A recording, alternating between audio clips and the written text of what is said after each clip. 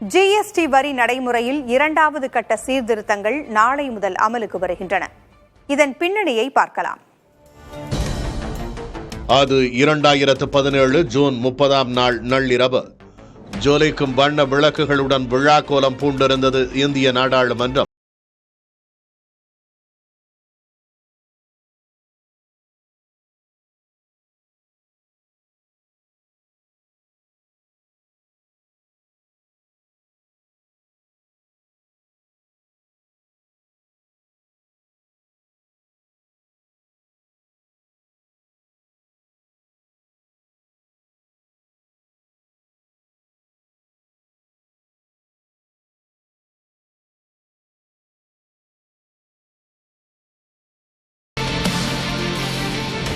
மத்திய கலால் வரி, விற்பனை வரி, மதிப்பு கூட்டு வரி, நுழைவு வரி என பல வரிகள் இருந்தன.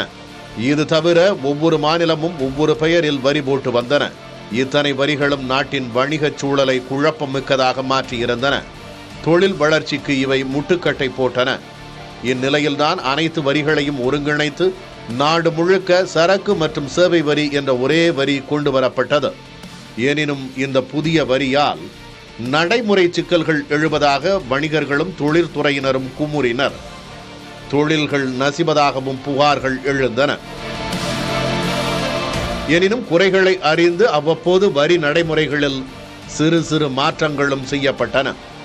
கடந்த 8 ஆண்டுகள் கூறப்பட்ட குறைகள், விமர்சனங்கள் அடிப்படையில் தேவையான மாற்றங்களுடன் ஜிஎஸ்டியில் இரண்டாவது சீர்திருத்தம் மேற்கொள்ளப்படுகிறது.